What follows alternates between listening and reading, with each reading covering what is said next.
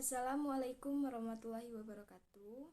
Sebelumnya, perkenalkan nama saya Anissa dengan NIM F1C42464. Di sini saya akan menjelaskan materi fisika yang berjudul pengukuran.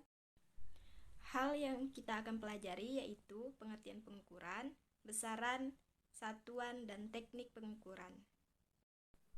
Yang pertama-tama pengukuran. Kalau ngomongin pengukuran, maka kita sering melakukan pengukuran. Misalkan mengukur tinggi badan, berat badan, atau kalau kita ke pasar, kita beli cabai.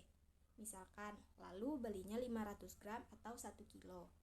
Nah, maka proses penimbangan cabai itu, pengukuran tinggi badan dan penimbangan berat badan itu disebut dengan sebagai pengukuran. Di dalam IPA, pengukuran diartikan sebagai kegiatan membandingkan suatu besaran yang diukur dengan besaran sejenis yang dipakai sebagai satuan. Pertama, besaran pokok. Besaran pokok merupakan dasar untuk menentukan besaran lainnya. Terdapat 7 besaran pokok dengan satuan standar internasional yang telah diletakkan oleh para ilmuwan seperti tertera pada tabel di samping.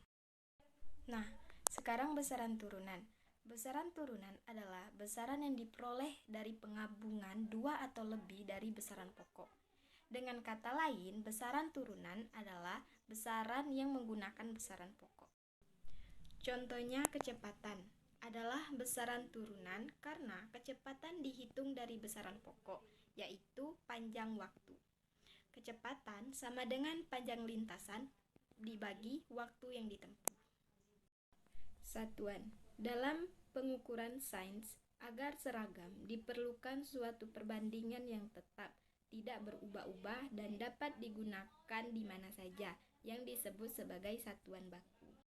Namun, dalam kehidupan sehari-hari, ada beragam satuan yang digunakan.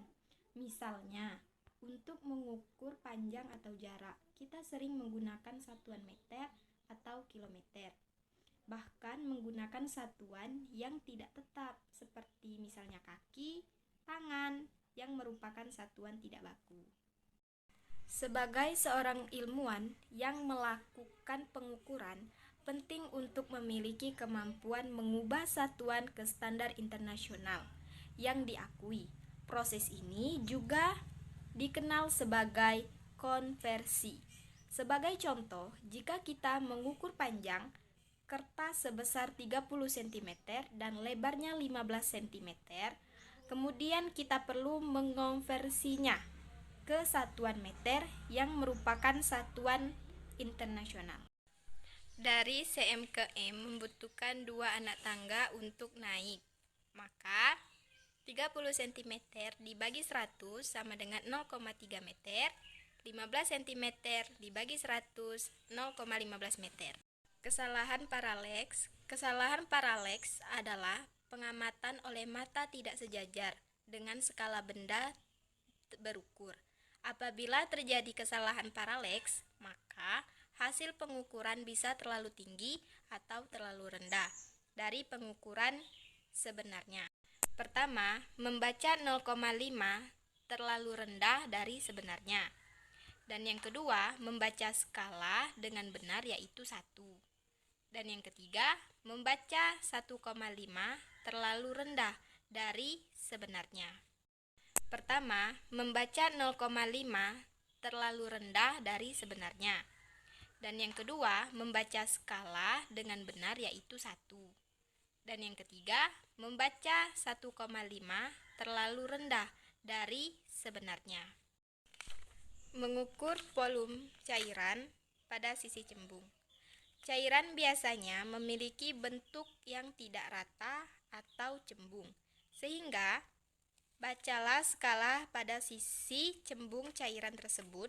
Jika cairan cembung di bagian bawah, maka bacalah pada bagian bawah. Jika bagian sisi cembung atas, maka bacalah bagian atas.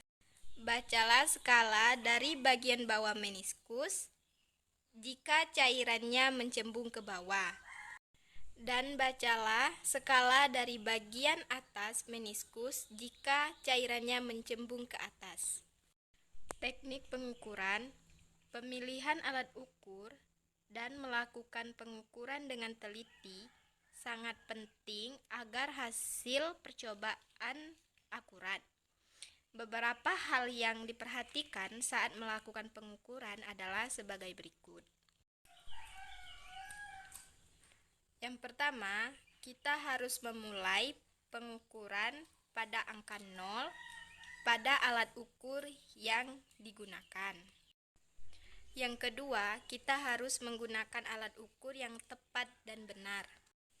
Dan yang ketiga, harus membuat catatan hasil pengukuran dengan simbol satuan yang benar. Sekian penjelasan yang mengenai pengukuran, besaran, dan satuan yang dapat saya sampaikan. Jika ada kesalahan, mohon dimaafkan. Saya akhiri. Wassalamualaikum warahmatullahi wabarakatuh. Terima kasih.